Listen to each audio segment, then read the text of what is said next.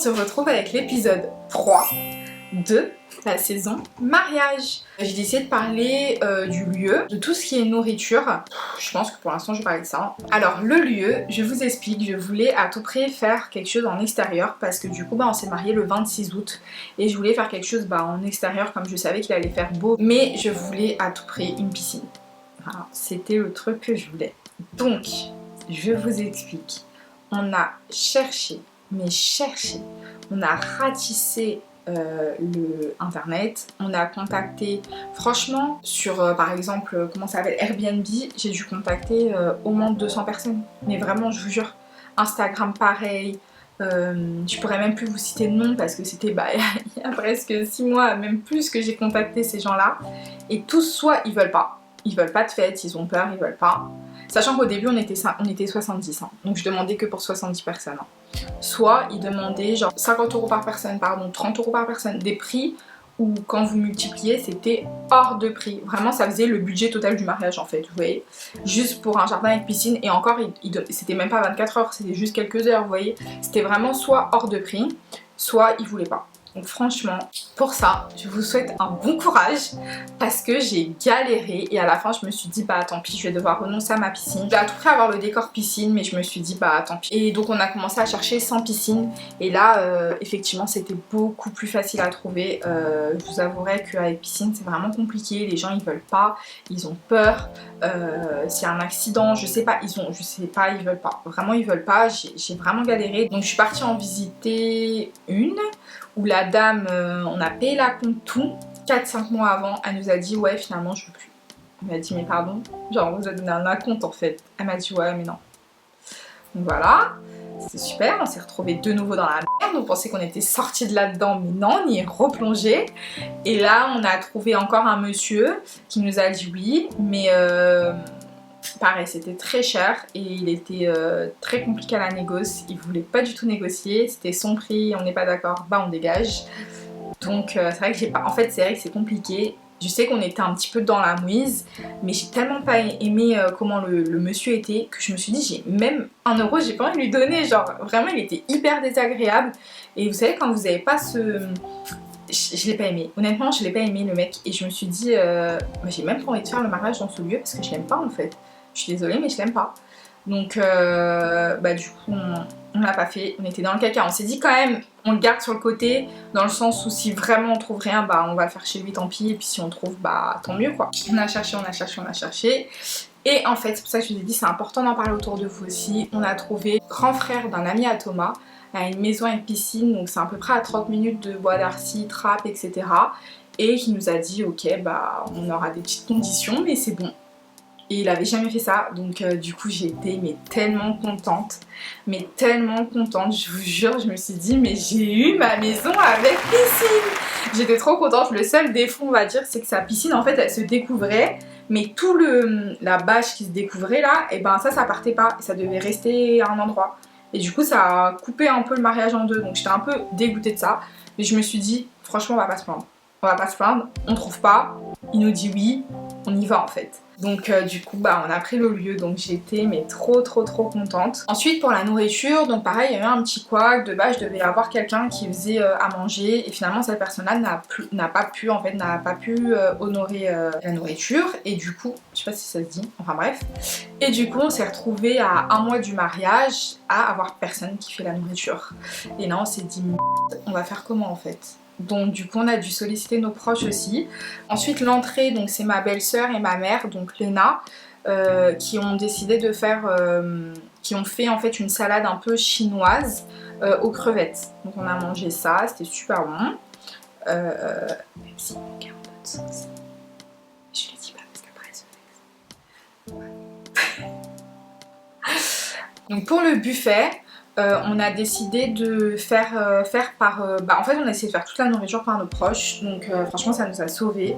Donc pour le buffet ça a été mes 2 belles-sœurs, Kenza et Béa, qui s'en ont occupées. Donc nous la veille on avait déjà... En fait j'ai essayé de faire un buffet un peu froid, donc franchement il n'y avait pas grand chose à faire chauffer. Donc du coup le buffet, on a tout fait la veille, tout fait la veille. Il manquait plus qu'à faire cuire les roulés aux saucisses, c'était la seule chose qui était chaude. Donc ils ont fait cuire ça le jour J. Ensuite pour tous les plats de présentation, donc c'est ma belle-sœur Béa, ils sont magnifiques ces plats de présentation. Franchement j'ai kiffé, ça fait tout dans le buffet. Donc bien sûr je vous mettrai des photos pour vous montrer. Et ensuite j'ai demandé donc à ma belle-mère de faire, donc la mère de Thomas, de faire des brochettes d'aloco. Donc elle a fait des brochettes d'aloco. Et à côté de ça, en fait on a pris Papa Brochette. C'est comme ça qu'il s'appelle. Franchement pareil, coup de cœur. Donc Papa Brochette c'est un mec en fait dans le 78 qui fait des brochettes on va dire en bas de chez lui, enfin dans un petit barbecue. Et du coup on lui a dit bah écoute viens on paye et tu fais les brochettes au buffet et tu mets l'ambiance en gros. Et du coup il nous a mis l'ambiance mais à fond. Pareil j'espère que j'ai des photos donc que je vais pouvoir vous montrer. On rigole, on rafraîchit le mémoire. C'est pas méchant, on suit toujours le paix, on est pour un, positif toujours et polyvalent. Grâce à Dieu. Papa grille tout, ça prend l'eau. Et il a fait des brochettes, c'était super bon. Donc on a pris 200 brochettes, ça faisait une moyenne de 2 brochettes par personne.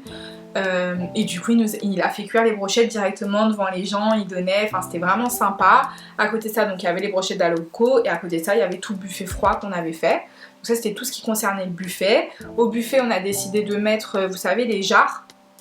Donc on a fait un mojito fraise, du bissap. Et je crois et peut-être une jarre de jus de gingembre, je sais plus. Le buffet je l'ai même pas vu pour tout vous dire. Donc voilà. Donc le buffet c'est comme ça qu'on a décidé de faire. Pour le plat, donc on a fait faire 20 kg de riz par ma tante. Elle a fait 10 kg de riz djonjon. Donc le riz djonjon c'est un riz de chez moi, c'est un riz haïtien. Vous tapez sur internet, riz djonjon. Donc on a fait 10 kg de riz djonjon, c'était super bon. Et après on a fait 10 kg de riz blanc. Donc en tout on avait 20 kg de riz. Et ensuite il y a la tante de Thomas, que j'aime d'amour, qui nous a fait elle le poulet. Donc on a nettoyé, enfin elle a nettoyé, elle a mariné le poulet, on l'a fait cuire au barbecue et du coup le jour J on avait juste à le faire cuire au four. Il était délicieux. Et à côté elle nous a fait aussi une petite sauce pour mettre sur le riz à base de carottes, oignons, je crois qu'il y avait des courgettes aussi si je dis pas de bêtises, enfin une petite sauce comme ça à mettre avec le riz qui était pareil super bon. Ensuite donc pour le dessert, de nouveau cette fois-ci c'était de nouveau les belles-sœurs, et oui on a vraiment sollicité tout le monde, qui nous ont fait les plateaux de fruits. Donc ils étaient incroyables. Donc tous les fruits on les a pris, les fruits, les légumes etc. On a tout acheté à Rungis. Donc ça coûte beaucoup moins cher vraiment. Et les fruits ils étaient mais délicieux, vraiment je vous conseille d'aller à Rungis pour prendre vos fruits. Ils étaient incroyables, mais incroyables, vraiment. Je vous conseille aussi de les prendre à l'avance, comme ça ils ont le temps de mûrir et d'être bons. Pour les mangues, on a pris des mangues avion. Les ananas, on a pris des ananas Victoria, je crois, c'était délicieux. Et après tous les autres fruits, c'est des fruits normaux, on va dire, mais Rungis, c'était trop bien. Et ensuite, donc je vous mettrai pareil des photos pour illustrer les plateaux de fruits qu'elles nous ont fait qui étaient pareil, incroyables. Et ensuite, après les fruits, donc il y a eu la pièce montée. Donc la pièce montée, c'est un gros sujet, car j'ai été énormément déçue. Donc ça, j'ai pris une prestataire qui en fait m'a déjà fait, enfin j'ai déjà goûté ses gâteaux d'anniversaire, ses number cake et tout, et en fait ils sont incroyables. C'est une fille qui vraiment met très peu de sucre. Moi je suis très difficile en gâteau, vraiment, j'aime pas les gâteaux en fait, pour être plus clair. Et elle, j'aime beaucoup ses gâteaux. Vraiment, elle fait pas une crème lourde, c'est très léger, c'est très aéré ses gâteaux, ils sont très peu sucrés. J'aime vraiment énormément ces gâteaux d'anniversaire. Donc je lui dis, écoute, je vais faire mon mariage, est-ce que tu peux me faire un gâteau, un wedding cake? Donc elle m'a dit oui, j'ai dit écoute, j'y vais les yeux fermés. Donc je lui ai demandé mangue passion. J'adore la mangue, j'adore la passion. Je voulais pas un gâteau au chocolat, pas un gâteau à la vanille, pas un gâteau basique. Je me suis dit un gâteau fruité, exotique, il fait beau, ça va faire... Tout le monde va aimer. Et je savais que ces gâteaux ils étaient incroyables. Donc moi je voulais un gâteau un peu dans les thèmes, parce que moi mon thème c'était en fait c'était un dégradé de couleurs de beige à marron on va dire. Donc je voulais pareil un gâteau avec les pampas etc. Donc je voulais un gâteau avec des petites pampas dessus, enfin voilà. Donc je vous montrerai le gâteau à la base que je voulais, donc voilà je voulais ça. Donc au début j'en avais plusieurs, hein. J'avais plusieurs gâteaux que j'avais aimés et elle m'a dit écoute celui-là je peux te le faire, donc j'ai dit ok bah c'est bon pour celui-là. Donc ensuite on est parti goûter, je sais pas, peut-être 3 semaines avant. Donc elle nous a fait une petite part de gâteau pour goûter. Il était incroyable le gâteau, vraiment. Donc c'était un coulis mangue à l'intérieur, pareil, pas sucré, carrément. Même Thomas il m'a dit ouais peut-être ça manque un peu de sucre. J'ai dit non Thomas, c'est parfait. Franchement son gâteau il était parfait. Et en haut il y avait des morceaux de fruits de la passion, qui veut dire qu'en fait quand vous mangez vous avez les croquants en fait du fruit de la passion un peu acide avec le coulis de mangue sucré. Et je vous jure c'était trop bon, vraiment trop bon. J'ai kiffé le gâteau, je lui ai dit mais c'est exactement ça que je veux en fait, vraiment il est trop bon. Et je me suis dit franchement la pièce montée on va se régaler. En plus je sais que de mon côté par exemple mon père, ma mère ils aiment pas les gâteaux, et je leur ai dit celui-là je peux vous assurer que vous allez le goûter en fait. Je peux vous assurer que vous allez le goûter parce qu'il est trop bon. Par contre le gâteau hyper lourd, je m'y attendais pas du tout, il est super lourd. Et déjà quand j'ai vu le gâteau j'ai été déçue physiquement, parce que j'ai trouvé déjà que physiquement c'était pas forcément pareil que sur la photo. Après tout le monde m'a dit mais non on va mettre les pampas et tout, ça va être beau, ça va pas se voir, c'est beau et tout. Donc moi déjà physiquement j'ai pas trop aimé, et tout le monde m'a dit que ça passait, donc je me suis dit c'est vrai, comme nous notre coin marié il est un petit peu loin, là où les gens vont nous voir, enfin il y a la piscine qui sépare. Donc les gens ils vont pas le voir de près le gâteau, donc je me suis dit bon sur les photos et tout ça va passer. Et le cake topper aussi je vous en parlerai plus tard, ça c'est niveau déco, je vous en parlerai plus tard. Et quand on va pour le découper, à l'intérieur je vois du chocolat. Déjà je me dis mais pourquoi il y a du chocolat? Je comprends pas, je ne veux pas de chocolat. Dans la famille du coup de Thomas il y a des gens qui n'aiment pas le chocolat, il y a même une personne qui est allergique au chocolat. Donc c'était sûr que j'allais jamais demander du chocolat, je ne voulais pas de chocolat. En fait c'est... je sais pas en fait, je sais même pas ce que je me dis. Mais franchement j'étais dégoûtée, vraiment dégoûtée. Je me dis bon, il y a du chocolat, mais bon le gâteau il est bon, tant pis. Et là je goûte le gâteau. Et là dans ma tête il y a 1000 émotions. Je me dis mais attends, je comprends pas. C'est quoi? C'est mon gâteau ça? Ça c'est pas mon gâteau, c'est pas le gâteau que j'ai goûté il y a 2 semaines en fait. C'est pas du tout le même. Et en fait déjà il y a du chocolat, il n'y a plus du tout de fruits de la passion. Donc il n'y a pas du tout, j'ai cherché, j'ai même demandé aux filles d'enlever en fait, vous savez la pâte qui est au-dessus, le truc qu'on met dessus pour le recouvrir là. Je vois pas de fruits de la passion. Je me dis mais je comprends pas. Elle s'est trompée, elle a mis du chocolat, pas du fruit de la passion. Au final après le mariage, quelques jours après, donc fallait que je lui paye la moitié du reste, donc je lui ai payé et je lui ai dit écoute par contre j'ai été hyper déçue, je comprends pas, il y avait du chocolat. Et en plus de ça il n'y avait pas fruit de la passion.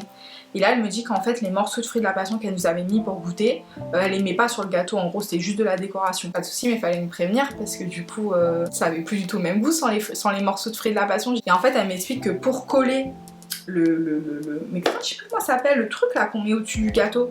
Moi je sais plus, pour coller ça en fait, et ben on est obligé de mettre du chocolat. Quelque chose pour le coller sinon ça tombe. Ce que je comprends à 1000%, il n'y a pas de problème. Sauf que préviens-nous en fait. Puis après elle m'a dit non mais on est obligé, qu'elle a toujours fait comme ça, elle est obligée de mettre du chocolat. Et en fait j'ai pu comprendre par la suite que non on n'est pas obligé de mettre du chocolat, on peut mettre, on est obligé de mettre quelque chose pour coller, mais on peut mettre du chocolat blanc, ou même de la vanille, ou même une ganache nature, enfin on peut faire plein de choses, on n'est pas obligé de mettre la saveur chocolat. Ah et après elle me dit le coulis, je l'achète toujours au même endroit, donc c'est le même et c'est manque passion. Ok, mais comme la première fois on a eu les morceaux de passion, j'avais pas capté que le coulis c'était déjà mangue passion. Pour moi le coulis il était à la mangue et en haut il y avait les passions, tu vois. Franchement dégoûté. Donc du coup le gâteau on a servi le premier étage. Et en fait personne n'en voulait, donc tout poubelle. Donc j'avais la rage parce qu'on l'a payé 240 €. Donc franchement c'est très raisonnable par contre. Pour avoir regardé autour de moi les wedding cakes c'était le double du prix. Donc franchement par contre elle est pas chère. Mais si j'avais su j'aurais dit non quoi. Donc j'ai été déçue. Après c'est juste, comme je l'ai dit, c'est juste la prochaine fois préviens à tes clients, dis-leur par contre ce que tu goûtes c'est pas ce que t'auras. Si dès le début je savais que j'allais avoir ça, j'allais pas être déçue. Donc franchement je vais être 100% honnête avec vous. Je vous la conseille à 100% pour vos gâteaux d'anniversaire, vraiment à 100% pour vos number cakes etc. Mais voilà, je la conseille pas du tout pour les weddings. Franchement j'ai été vraiment déçue. Après je lui ai dit, elle le sait, niveau nourriture ça a été ce qu'on a été le plus déçu, ça a été le gâteau parce que j'ai dû beaucoup jeter et franchement je l'avais un peu là.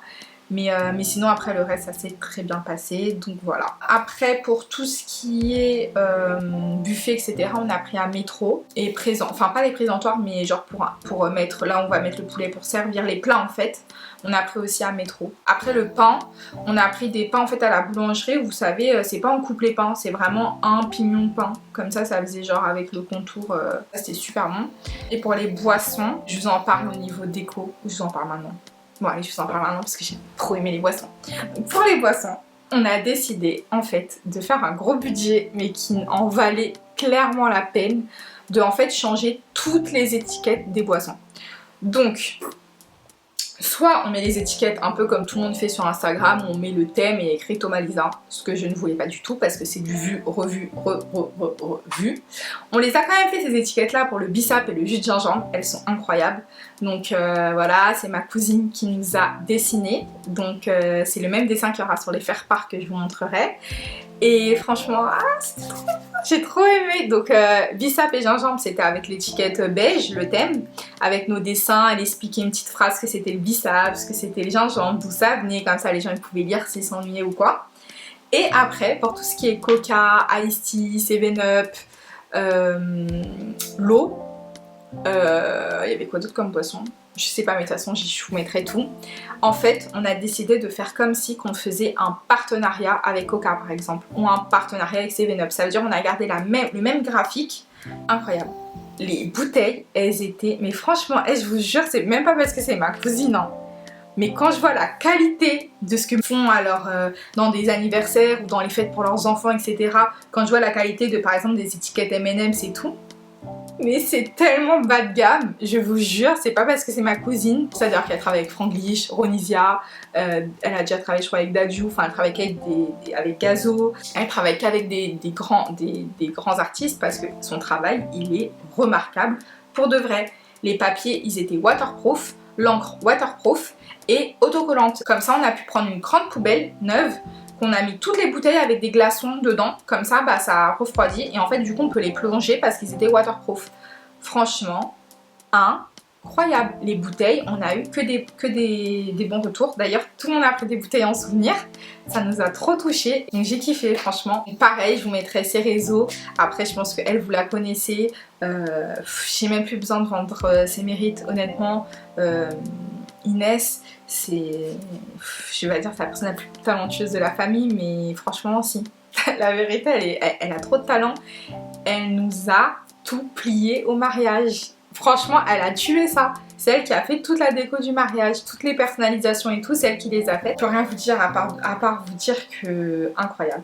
C'était extraordinaire, vraiment extraordinaire et voilà, que des bons retours, c'était magnifique, vraiment les étiquettes étaient magnifiques. Je vous ai pas trop montré sur Snap pour vous laisser la surprise, mais les étiquettes elles étaient incroyables. Et voilà, c'est fini pour l'épisode 3.